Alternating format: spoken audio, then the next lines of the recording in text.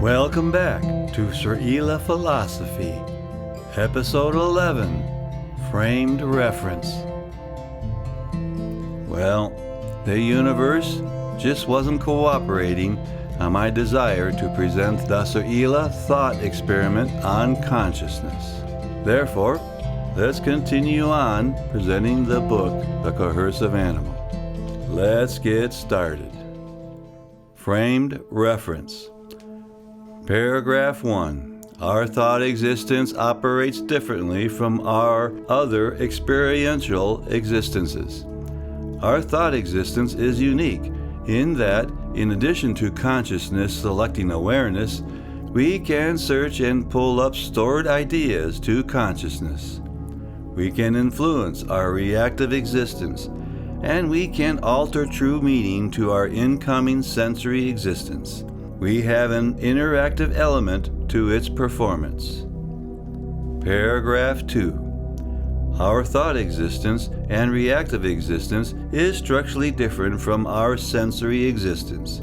Our thought existence and reactive existence operates within the physical construction of the human mind, whereas physical nature inputs to our sensory existence. All of our inputs from sensory existence to our thought or reactive existences we obtain by the physical movement of interactions from our external world.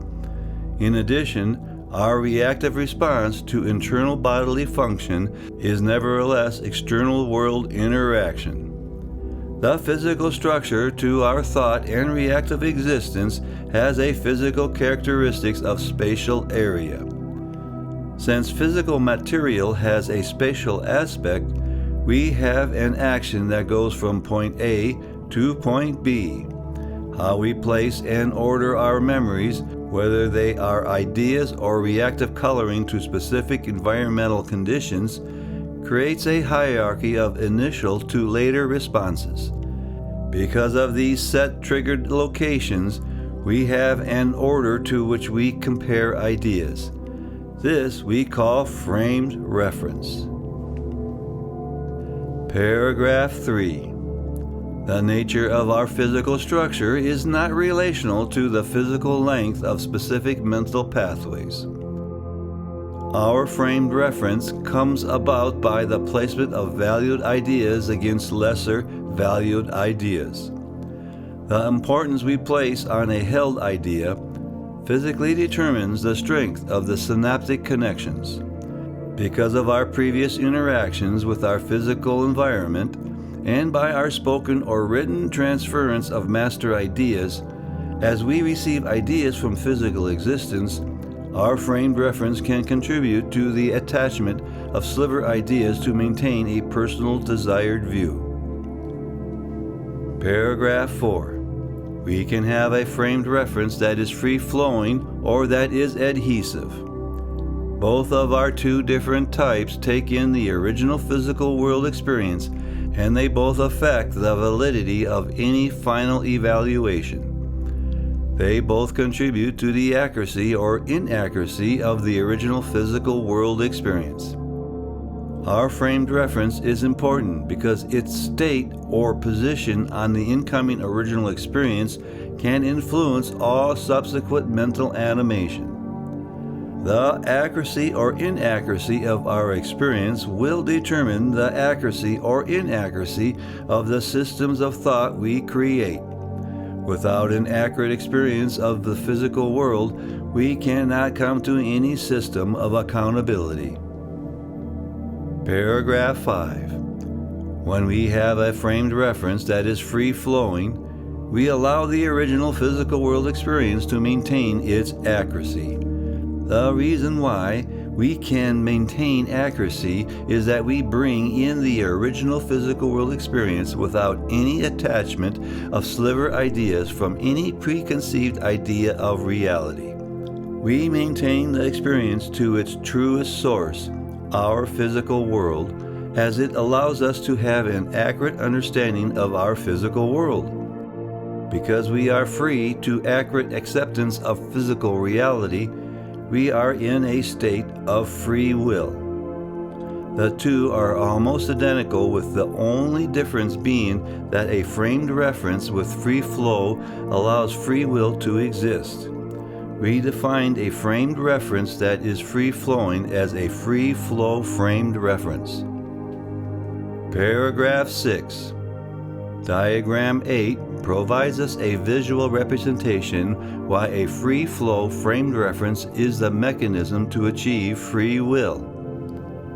Since we have an accurate acceptance of our free-flow framed reference, we can know the true existence of reality.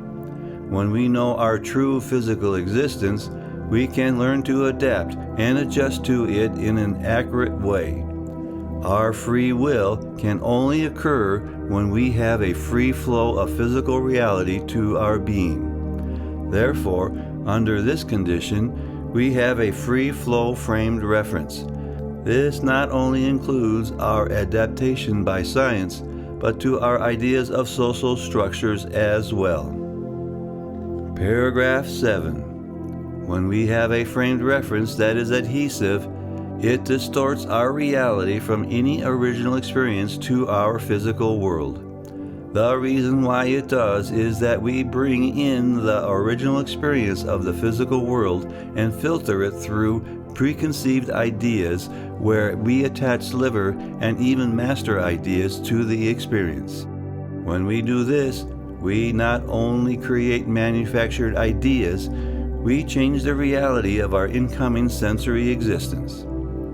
When we have a framed reference that is adhesive, it denies us to achieve a state of free will. We define a framed reference that is adhesive as an adhesive framed reference. If our alterations do not connect to physical existence, or if they have only partial connections to physical existence, then we break from reality. We have separated ourselves from our original creation and creator, the physical world. The tragedy is that all subsequent mental animations of ideas are manufactured ideas as well. We are no longer in a state of free will. We have placed ourselves into a state of non-free will. We have bound and shackled ourselves to the chaos of our own minds. We no longer have an ability to know our physical reality accurately, and this places us into unaccountable systems of thought. Our denied state of free will can and does result in many unaccountable systems of thought that leads us to violations of thesis morality. This then leads us to false reality coercion to create suffering for our species as well as fallout to other species. Paragraph 8. Our reactive existence can flood our framed reference. When our emotions overwhelm us, our framed reference becomes highly adhesive. We create in ourselves an adhesive framed reference that is reactive-based. This presented idea, the reactive-based form of adhesive framed reference, is broadband. In the narrowband, the activity and results may be good or bad depending on each narrowband situation. We could have the reactive response of fear flood our framed reference. With such adhesion, we paralyze with fear. We could also flood our framed reference to run and not think about anything else but running. Our outcome depends on the specific situation if not moving or running was the best option. Our best option may have been to maintain a free-flow framed reference that allows us to input the physical world to evaluate with consciousness. When we need to have careful deliberations of our environment in how we are to conduct ourselves with our planet and with one another, an adhesive frame reference can only lead us away from what we need to know.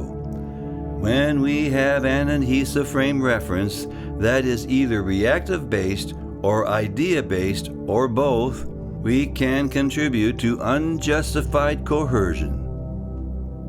Paragraph 9. When we measure our ideas against personal desires, we are measuring with an adhesive framed reference.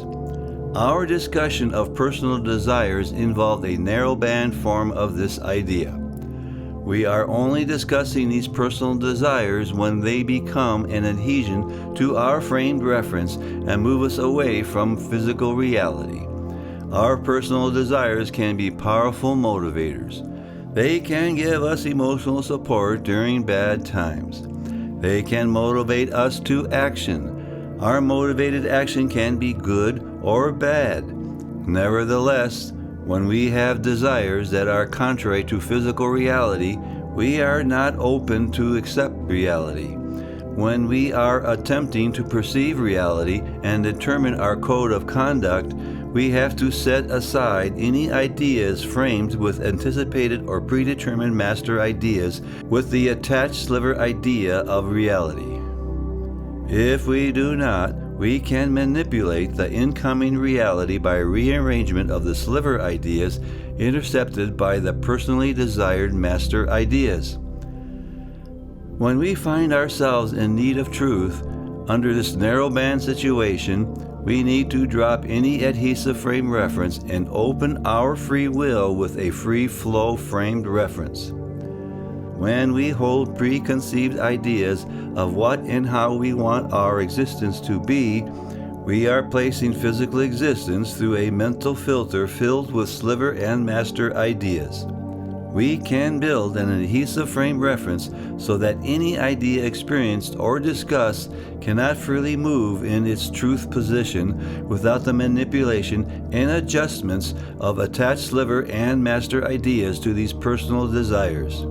Freud touched on this. In psychoanalysis, hyperkathaxis was another way of saying strong desires. It was his way of referring to our framed reference, especially a strong form of an adhesive frame reference. Freud wrote, Bibliography 18, page 16, "It is like a demonstration of the theorem that all knowledge has its origin in the external perception.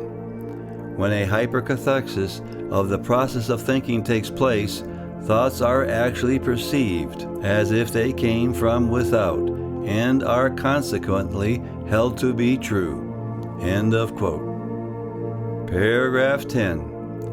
We have historically created for ourselves an adhesive frame reference that has allowed an amalgamation of false and unrelated ideas to pool together to make social constructions. It was through our adhesive frame reference that we have many of our mainstream ideas today. We have ideas that a deity gave the earth to people. We have ideas that this deity even selected who received his gifts. We have accepted without accountability the idea that self-appointed higher people have a God-given right to pursue their self-interest without any need for comprehension of their actions. We have the common idea that pursuit of happiness is not to be questioned by any individual but left to faith. We have a common idea that no one can question our pursuit of happiness and our acceptance of unaccountable systems. We have the idea that if anyone does, it is a form of coercion and an assault on the life, liberty, and freedom of people.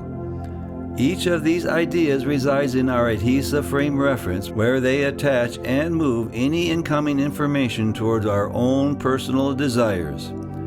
How we are to get around this so we can bring control to the coercive animal is to understand and engage in free will. That ends episode 11. In episode 12, we will cover free will and freedom. In meantime, if you have subscribed, thank you. If you have not, please do. And remember to lovingly hit that like button.